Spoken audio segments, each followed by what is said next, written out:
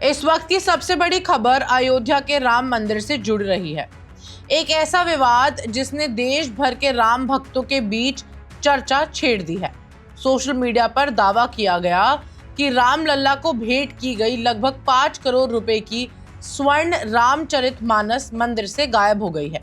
क्या सच में इतनी अनमोल धरोहर का कोई पता नहीं था, या फिर इस पूरे मामले के पीछे सच कुछ और ही है?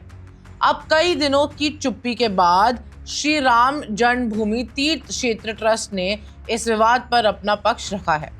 ट्रस्ट ने सिर्फ आरोपों का जवाब ही नहीं दिया, बल्कि तस्वीरें जारी करके ये भी बताया है कि स्वर्ण रामचरितमानस इस वक्त कहाँ रखी गई है। लेकिन इस पूरे विवाद की कहानी शुरू कहाँ से हुई?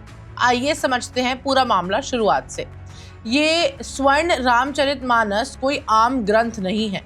ये वो पवित्र भेंट है जिसे भारत के पूर्व गृह सचिव एस लक्ष्मी नारायण ने अपनी मां की अंतिम इच्छा को पूरा करते हुए रामलला को समर्पित किया था। बताया जाता है कि इस स्वर्ण रामचरितमानस की कीमत लगभग 5 करोड़ रुपए है। लेकिन कुछ समय बाद जब दान देने वाले परिवार ने इस भेंट के बारे में जानकारी लेनी चाहिए तो विवाद शुरू हो गया। पूर्व आईएएस अधिकारी एस लक्ष्मी नारायण ने आरोप लगाया कि उन्हें ना तो इस दान की प्रॉपर रिसीट मिली और ना ही ये बताया गया कि उनकी भेंट मंदिर में रखी कहाँ गई है। उनका कहना था कि ये सिर्फ सोने का ग्रंथ नहीं, बल्कि उनकी मां की आस्था और अंतिम इच्छा का प्रतीक था, इसलिए इसके बारे में स्पष्ट जानकारी मिलनी चाहिए थी। जैसे ही ये बात सामने आई, सोशल मीडिया पर कई तरह की चर्चा शुरू हो गई है। किसी ने कहा मंदिर प्रशासन को जवाब देना चाहिए, और देखते ही देखते ये मामला देश भर में सुर्खियां बन गया। इसी बीच जब ट्रस्ट के महासचिव चंपत राय ने सवाल पूछा गया तो उनका जवाब भी काफी चर्चा में रहा। उन्होंने कहा, मेरे पास बहुत सारे सोने चांदी के गहने आते हैं, क्या मैं सबको डिस्प्ले करता फिरूं? इस बयान के बाद बहस और तेज हो गई। एक तरफ लोगों ने कहा कि इतनी बड़ी भेंट को लेकर ट्रस्ट को और अधिक ट्रांसपेरेंसी दिखानी चाहिए थी। दूसरी तरफ कई लोगों का कहना है कि किसी भी धार्मिक स्थल पर बहुमूल्य वस्तुओं को सुरक्षा के लिए पब्लिक डिस्प्ले पर रखना जरूरी नहीं होता। लेकिन सबसे बड़ा सवाल फिर भी वही था, आखिर स्वर्ण रामचरितमानस है कहाँ? इस सवाल का जवाब खुद श्री राम जन्मभूमि तीर्थ क्षेत्र ट्रस्ट ने दिया है। ट्रस्ट के मुताबिक स्वर्ण रामचरितमानस कभी भी गायब नहीं हुई। ट्रस्ट का कहना है कि जब इसे रामलला को समर्पित किया गया तब इसे गर्भगृह के पास रखा गया, विशेष पूजा के लिए रखा गया था। बाद में सुरक्षा और संरक्षण के लिए ध्यान में रखते हुए इस ग्रंथ को मंदिर परिसर के सुरक्षित कोठर यानी सेफ रूम में शिफ्ट कर दिया गया। ट्रस्ट ने अपने दावे को मजबूत करने के लिए इस स्वर्ण रामचरितमानस की तस्वीरें भी जारी की हैं।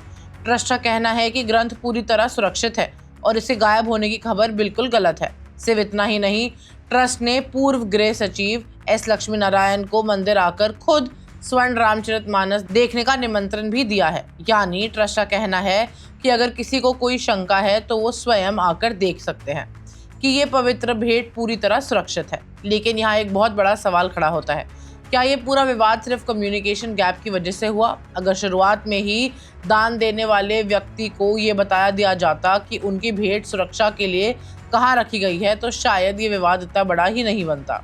आज देश के बड़े बड़े मंदिरों में करोड़ों रुपए का दान और बहुमूल्य धरोहर आती है, तो क्या इन सब के लिए एक मॉडर्न डिजिटल इन्वेंटरी सिस्टम होना चाहिए? क्या दान देने वाले को ऑफिशियल एक्नॉलेजमेंट और ट्रैकिंग की सुविधा मिलनी चाहिए, या फिर मंदिर प्रशासन पर विश्वास ही सबसे बड़ा आधार है? ये बहस सिर्फ अयोध्या तक सीमित नहीं है, हर बड़े धार्मिक संस्थान के लिए उतनी ही महत्वपूर्ण है। फिलहाल ट्रस्ट ने अपना पक्ष रख दिया है, तस्वीरें सामने आ चुकी हैं और ट्रस्ट का दावा है कि स्वर्ण रामचरितमानस पूरी तरह सुरक्षित है।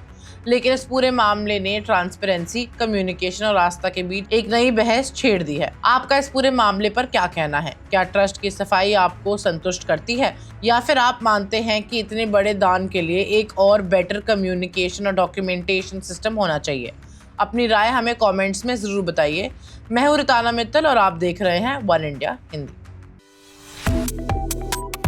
Subscribe to One India and never miss an update. Download the One India app now.